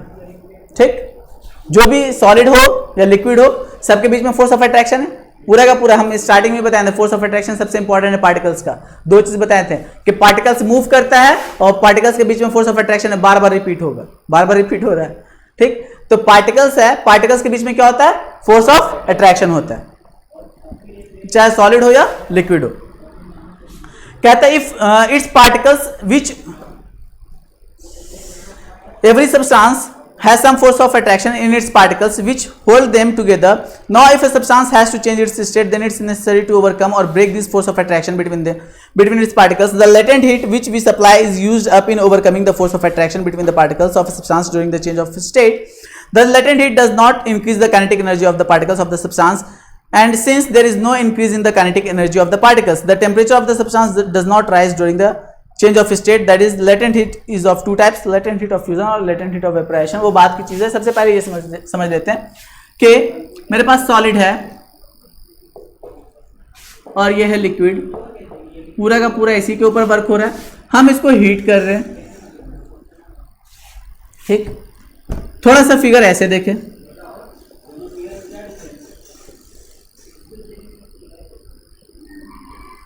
Solid के पार्टिकल्स है, फोर्स ऑफ अट्रैक्शन है, हीट कर रहे हैं। अभी जो स्टार्टिंग में बताया कि एक सॉलिड लिक्विड में क्यों चेंज हो रहा है, हीट करते हैं, तो हीट करने पर क्या हो रहा है, काइनेटिक एनर्जी बढ़ रहा है, काइनेटिक एनर्जी बढ़ रहा है ना। तो काइनेटिक एनर्जी जब बढ़ेगा, काइनेटिक एनर्जी बढ़ेगा, तो काइनेटिक एनर्जी बढ़कर कर क्या रहा है, हीट किए ना, इसको हीट किए, हीट करने पर क्या हुआ, काइनेटिक एनर्जी बढ़ा, हीट करने पर क्या हुआ, काइनेटिक एनर्जी बढ़ा। लेकिन ये काइनेटिक एनर्जी बढ़कर कर क्या रहा है, ब्रेक कर रहा है। एग्जैक्ट, ये क्या कर रहा है, ब्रेक कर रहा है। किसको ब्रेक कर रहा है, फोर्स ऑफ अट्रैक्शन को। अगर काइनेटिक एनर्जी, पार्टिकल्स का काइनेटिक एनर्जी बढ़ रहा है तो वो पूरा का पूरा काइनेटिक एनर्जी किसमें वेस्ट हो रहा है? फोर्स ऑफ अट्रैक्शन को ब्रेक करने में। काइनेटिक एनर्जी अगर बढ़ता तो टेम्परेचर बढ़ता, लेकिन काइनेटिक एनर्जी बढ़ रहा है, लेकिन वो बढ़कर कहां जा रहा है? वो पूरा का पूरा फोर्स ऑफ अट्रैक्शन को ब्रेक करने में लग रहा है। क्लियर? जब पूरा का पूरा जो एनर्जी है वो फोर्स ऑफ अट्रैक्शन को ब्रेक करने में लग जा रहा है, तो इसका मतलब ये हुआ कि यहां पर टेम्परेचर राइज नहीं करेगा, क्योंकि टेम्परेचर राइज करने के लिए क्या चाहिए हमको? काइनेटिक एनर्जी का, पार्टिकल्स के अंदर काइनेटिक एनर्जी बढ़ा हुआ दिखना चाहिए, लेकिन काइनेटिक एनर्जी तो बढ़ नहीं रहा है। क्लियर? काइनेटिक एनर्जी बढ़ रहा है? नहीं बढ़ रहा है। बढ़ सिर्फ और सिर्फ क्या रहा है? वो काइनेटिक एनर्जी बढ़कर क्या कर रहा है? फोर्स ऑफ अट्रैक्शन को ब्रेक कर रहा है। अब पूरा का पूरा अगर लिक्विड में चेंज हो जाएगा ना सॉलिड, तो वो बात की चीज है। हम किस पॉइंट पर हैं? हम उस पॉइंट पर हैं जिस पॉइंट पर एक सॉलिड जो है वो लिक्विड में चेंज हो रहा है। ठीक है, ये चेंज के दौरान की बात कर रहे हैं, सॉलिड का लिक्विड में चेंज होने के टाइम। अब पूरा लिक्विड चेंज हो जाएगा तो जाहिर सी बात है हीट देते रहेंगे तो टेम्परेचर बढ़ जाएगा। ये प्रोसेस कहां तक सीमित है? सॉलिड से लिक्विड में चेंज होने तक ही। ठीक है, जब तक मेरे पास कोई सब्सटेंस सॉलिड फॉर्म में है और वो जब तक लिक्विड में ना चेंज हो जाए। क्लियर है? पॉइंट एकदम क्लियर? ऐसा कंफ्यूजन ना रहे कि लिक्विड हो जाएगा तभी वो क्या रहेगा? 0 डिग्री पर ही रहेगा, ऐसा नहीं तो वाटर का भी मेजर करेंगे तो 25 डिग्री के आसपास आएगा। रूम टेम्परेचर वाटर का 25 डिग्री सेल्सियस होता है। लेकिन यहां पर है क्या? सॉलिड, जब सॉलिड लिक्विड में चेंज हो रहा है तब की बात है। तो लैटेंट हीट का मतलब यही है कि जब कोई लिक्विड, जब कोई मैटर अपने स्टेट को चेंज करता है, हम हीट प्रोवाइड करते हैं। हीट प्रोवाइड करने के दौरान क्या हो रहा है कि जब हम हीट दे रहे हैं तो हीट देने पर क्या हो रहा है? पार्टिकल्स का जो फोर्स ऑफ अट्रैक्शन है वो ब्रेक कर रहा है, यानी पूरा का पूरा हीट एनर्जी जो है वो काइनेटिक एनर्जी में तो चेंज हो रहा है, लेकिन ये काइनेटिक एनर्जी किस में जा रहा है? फोर्स ऑफ अट्रैक्शन को ब्रेक करने में जा रहा है। और इस फोर्स ऑफ अट्रैक्शन को ब्रेक करने में पूरा का पूरा एनर्जी जो कंज्यूम हो रहा है, जिसकी वजह से टेम्परेचर राइज नहीं कर रहा है। पूरा कॉन्सेप्ट क्लियर? कहीं पर कोई डाउट नहीं? समझ में आ रहा है तुमको? अगर यहां तक समझ में आ गया तो आगे चलते हैं और आगे जाकर हम लोग देखते हैं लैटेंट हीट जो होता है वो 2 टाइप्स का होता है। कितने टाइप्स का होता है? 2 टाइप्स का होता है लैटेंट हीट। और वो 2 टाइप्स कौन कौन सा है? अभी स्टार्टिंग में थोड़ा देर पहले हम बताए थे कि एक होता है लैटेंट हीट ऑफ फ्यूजन और दूसरा होता है लैटेंट हीट ऑफ वेपोराइजेशन। ठीक है, नाम से ही समझ में आ जाएगा, लैटेंट हीट ऑफ फ्यूजन। अभी फ्यूजन का मतलब मैंने क्या बताया था? मेल्टिंग। और latent heat of vaporisation, vaporisation किसके बारे में बताए थे? बॉइलिंग, है ना? दोनों टर्म क्लियर है? फ्यूजन का मतलब क्या? मेल्टिंग, और यहां पर बॉइलिंग। मेल्टिंग क्या? मेल्टिंग का मतलब क्या? सॉलिड से लिक्विड में चेंज होना, है ना? सॉलिड से लिक्विड में चेंज होना। अगर लेटेंट हीट ऑफ फ्यूजन होगा मतलब वो हीट, यहां पर वही चीज है ना, लेटेंट हीट का मतलब, लेटेंट हीट का मतलब तो क्लियर है, मतलब एक हीट जहां पर क्या हो रहा है? एक सॉलिड जो है वो लिक्विड में चेंज हो रहा है। सॉलिड जो हो रहा है वो क्या हो रहा है? लिक्विड में चेंज हो रहा है without rising the temperature. Clear? एक सॉलिड लिक्विड में चेंज हो रहा है जहां पर उसके टेम्परेचर में कहीं पर भी कोई राइज नहीं दिख रहा है, तो वो क्या कहलाएगा? लेटेंट हीट ऑफ फ्यूजन कहलाएगा। वैसे ही वेपोराइजेशन, वेपोराइजेशन में क्या है? वेपोराइजेशन का मतलब लिक्विड टू गैस, मतलब एक लिक्विड क्या हो रहा है? गैस में चेंज हो रहा है। ऐसा समझे कि लेटेंट हीट ऑफ वेपोराइजेशन हम वो कहेंगे जब कोई लिक्विड, मतलब एक ऐसा हीट, एक ऐसा टेम्परेचर जहां पर हम हीट देंगे और हीट देने पर क्या होगा? लिक्विड गैस में चेंज होगा without rising the temperature of the matter. Matter के टेम्परेचर में कुछ भी, मैटर का जो टेम्परेचर है वो कुछ भी राइज नहीं करेगा, सिर्फ और सिर्फ क्या होगा? वो लिक्विड से गैस में चेंज होगा। तो इसे हम लोग क्या कहेंगे? Latent heat of vaporisation. Clear है? तो यहां पर देखोगे कहता है the heat which is going into ice but not increasing its temperature is the energy required to change the state of the ice from solid to liquid. कहता है latent heat of fusion जो है वो क्या है? ये वो heat का क्वांटिटी है जहां पर क्या हो रहा है? एक सॉलिड जो है वो लिक्विड में चेंज हो रहा है, तो वो क्या है? लेटेंट हीट ऑफ फ्यूजन कहलाएगा। बाकी सारा चीज रिपीटेड है। क्लियर? उसमें कोई भी है नहीं। आगे जो तुम्हारे पास एक क्वेश्चन भी आता है, why the temperature of melting ice does not rise even though the heat is being supplied continuously. कि क्या कह रहा है कि हम एक बीकर ले रहे हैं और बीकर में हमने बहुत सारा आइस लिया है और यहाँ पर हम थर्मोमीटर लगा दिए हैं और इसको कंटिन्यूअसली हीट प्रोवाइड कर रहे हैं, फिर भी इसका टेम्परेचर राइज नहीं कर रहा है, क्योंकि बीकर में तो आइस है ना, और जब तक आइस है तब तक वहां पर क्या होगा, वो आइस जो है वो किसकी वजह से, सॉलिड की वजह से, आइस सॉलिड है और सॉलिड किसकी वजह से, फोर्स ऑफ अट्रैक्शन की वजह से। तो जितना हीट जिसके अंदर जा रहा है वो सारा का सारा हीट किस में कंज्यूम हो रहा है, फोर्स ऑफ अट्रैक्शन को ब्रेक करने में, जिसकी वजह से टेम्परेचर राइज नहीं कर रहा है। सेम वाटर के साथ लेंगे, वाटर को अगर हम क्या करेंगे, बॉयल करेंगे तो 100 डिग्री सेल्सियस पर क्या होगा, वाटर बॉयल होगा। तो बॉयल होगा तो जब तक वो बॉयल होता रहेगा तब तक टेम्परेचर क्या रहेगा, 100 डिग्री ही सेल्सियस रहेगा, वो इंक्रीज टेम्परेचर नहीं करेगा। क्लियर है पूरा, यहाँ तक कोई डाउट नहीं। आगे चले, हाँ अगर आगे चलते हैं, हाँ आगे चलते हैं, क्या ज्यादा पढ़ा दिए हैं, 2 टॉपिक और है, एक सब्लिमेशन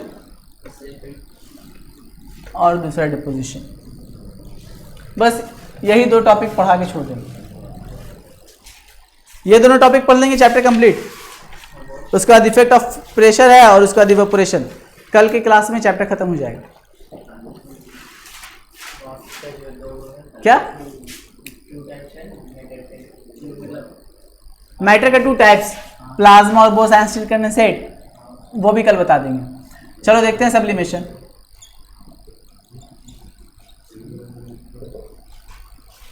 बोल तो दिए, जो तुमको नहीं पढ़ना वो भी पढ़ाएंगे, टेंशन नहीं लो। जो सिलेबस से हटा, सिलेबस दिखाए थे ना, सिलेबस में बहुत सारी चीज़ें जो हटा दिया गया, तो जो हटा दिया गया उसके वो भी हम पढ़ाएंगे, इसलिए क्योंकि तुमको आगे काम देगा। हम वैसा ही क्यों ही पढ़ाएं जो मतलब सिर्फ और सिर्फ तुमको पास करने के लिए। पढ़ना है तो नॉलेज के लिए पढ़ो, पास होने के लिए तो सब लोग पढ़ रहे हैं। थोड़ा सा सीख के जाओगे तो क्या दिक्कत, काम ही देगा आगे। क्या सिलेबस, हाँ नहीं सिलेबस में है, वो सिलेबस में है क्या, अरे उसमें सिर्फ और सिर्फ इंट्रोडक्शन है, कुछ पढ़ना नहीं है। प्लाज्मा और बोस एनसीईआरटी में एक छोटा सा ब्लॉक बना हुआ है, उसी ब्लॉक में लिखा हुआ है प्लाज्मा और उसी ब्लॉक में लिखा हुआ है बोस आइंस्टीन कंडेंसेट, बस उसी को पढ़ कर समझना है। थोड़ा सा होगा ज़्यादा तो हम थोड़ा डिटेल बता देंगे, यही कर सकते हैं ना।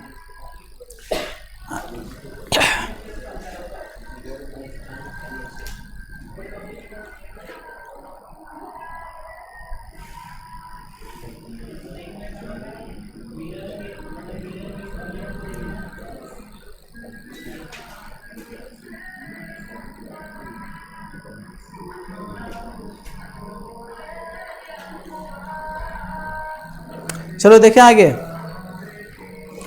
चलो कैम्फर का नाम सुने हो, शायद स्पेलिंग गलत हो गया, चलो कोई नहीं, PHOUR या PHOR होता है मे बी। कैम्फर का नाम सुने हो और PHOR, कैम्फर का नाम, ए लड़का क्या पूछ रहे हैं, कैम्फर का बुक पलट के देख रहे कि कितना पढ़ लिया आज। क्या क्या कैम्फर, अरे ठीक है, कैम्फर का नाम नहीं सुने हम, आंख से देखे हो, हैं नहीं देखे हो, बिना आदमी का जनाजा उसको उठता नहीं है। कपूर, समझ में आया, कैम्फर किसको कहते हैं, कपूर को कहते हैं, ठीक।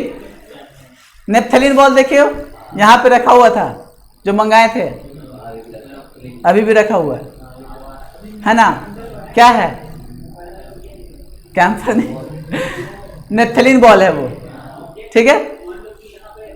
उसको वो उतने दिन से वहां पे रखा हुआ है, लेकिन जब लाए थे तो बड़ा था, अभी थोड़ा छोटा हो गया, थोड़ा सा साइज में छोटा हुआ, अभी प्लास्टिक के अंदर रखा हुआ है तो ज़्यादा चेंज नहीं हो रहा है, बाहर निकाल के रखेंगे तो और ज़्यादा चेंज दिखेगा। प्लास्टिक का थोड़ा सा मुंह खुला हुआ है इसीलिए थोड़ा थोड़ा चेंज हो रहा है। कैम्फर जो है कपूर जलाते हुए देखे होंगे, सुबह सुबह अगर नहीं देखे हो तो सुबह सुबह जाओ, देखोगे बहुत सारे लोग दुकान में पूजा कर रहे होते हैं, कपूर रखते हैं, माचिस मारते हैं, डायरेक्ट कपूर जलने लगता है। नहीं देखे हो, देखे हो ना, ये नॉर्मल है।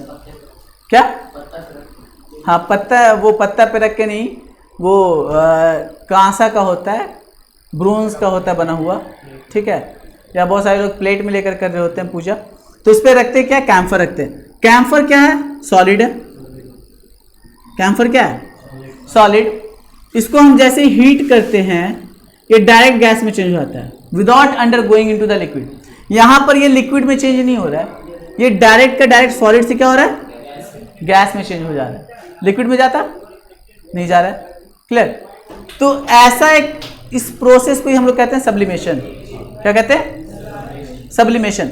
यानी सब्लिमेशन क्या, एक ऐसा प्रोसेस है जिस प्रोसेस में क्या हो रहा है, सॉलिड जो है वो डायरेक्ट गैस में चेंज हो जा रहा है या फिर गैस डायरेक्ट सॉलिड में चेंज हो रहा है।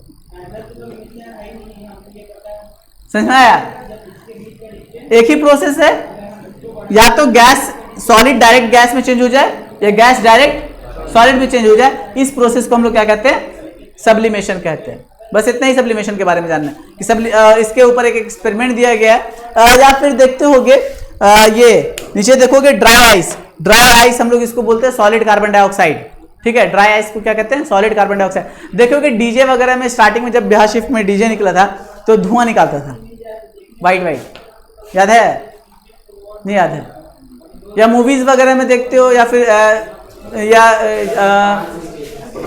डांस इंडिया डांस या इस तरीके का जो भी प्लेटफॉर्म है, वहां पे क्या होता है, डांस वगैरह करता है तो पीछे से ढेर सारा धुआं निकालता है, एकदम वाइट वाइट वाइट वाइट, ठीक। वो है क्या, सॉलिड कार्बन डाइऑक्साइड है, ठीक है। क्या है, सॉलिड कार्बन डाइऑक्साइड। और जैसे ही सॉलिड कार्बन डाइऑक्साइड को छोड़ता है वो पूरा का पूरा क्या होता है, गैस में चेंज हो जाता है, वाइट वाइट दिखता है। क्लियर है, कॉन्सेप्ट समझ में आ गया।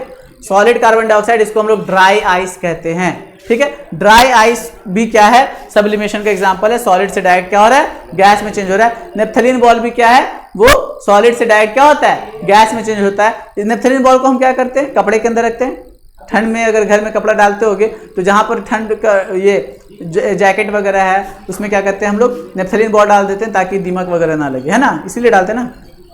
उसके बाद रख देते हैं उसको, और जब 8 महीने के बाद निकालेंगे तो बॉल दिखेगा ही नहीं, लेकिन कपड़ा भीगा हुआ भी नहीं दिखता है, भीगा हुआ दिखता है। वो स्मेल आता है, वो नेप्थलीन बॉल का स्मेल है, लेकिन वहां पर वो क्या है, कपड़ा भीगा हुआ नहीं दिखता है। क्यों नहीं दिखता है, क्योंकि वो डायरेक्ट सॉलिड से गैस में चेंज हो रहा है, लिक्विड में चेंज नहीं हो रहा है। इसी वजह से ये क्या है, सब्लिमेशन। क्लियर है, कोई दिक्कत नहीं। आज का क्लास यहीं तक रहने देते हैं। गैस से अगर क्या चीज, गैस से डायरेक्ट सॉलिड में, गैस डायरेक्ट सॉलिड में वही तुम्हारा कैम्फर का ही एग्जांपल है जो तुम्हारे बुक में एक्सपेरिमेंट दिया गया। एक्सपेरिमेंट में करना क्या है, तुम क्या करो, एक कोनिकल फ्लास्क लो, ठीक है। इस कोनिकल फ्लास्क में क्या करो, तुम कैम्फर ले लो, ठीक है, बहुत सारा कैम्फर ले लो, ठीक। और इसके माउथ को क्लोज कर दो, यहाँ पर टाइट पैक कर दो, इसको हीट करो, ठीक है। ये कैम्फर जो होगा जैसे ही इसको हीट मिलेगा तो चूंकि चेंज हो रहा है किसकी वजह से, हीट की वजह से, हीट मिलेगा तो ये सॉलिड क्या होगा, गैस में चेंज होगा। गैस तो दिखेगा नहीं, तो ये क्या होगा, यहाँ पर ऊपर में आकर जम जाएगा। क्लियर, तो ये क्या हो रहा है, ऊपर गया, टेम्परेचर बढ़ा, वो गैस से वापस क्या हो गया, सॉलिड में। नीचे से ऊपर कैसे पहुंच गया, गैस से, गैस की वजह से पहुंचा ना। ऐसा थोड़ी है कि कोई उठा के अंदर कर रहा है, लॉजिक। हीट करेंगे, सॉलिड है, वो गैस में चेंज हुआ, गैस ऊपर पहुंचा, वो ऊपर टेम्परेचर क्या है, ऊपर थोड़ा ना हीट मिल रहा है, हीट कहाँ मिल रहा है, नीचे हीट मिल रहा है, ऊपर हीट नहीं मिल रहा है। ऊपर टेम्परेचर कम है, नीचे टेम्परेचर ज्यादा है। ऊपर टेम्परेचर कम हो, वो वापस से क्या हो गया, वहां पर डिपोजिट हो गया, तो वहां पर वो वापस से सॉलिड के फॉर्म में आ गया। तो ये इसका एग्जांपल है कि सॉलिड से, अभी क्या तुम बोले, सॉलिड से गैस, और यहाँ पर गैस से वापस से सॉलिड आ गया। क्लियर, समझ में आया, गैस से वापस सॉलिड उसी तरीके से आ जाता है। यहीं तक था आज का।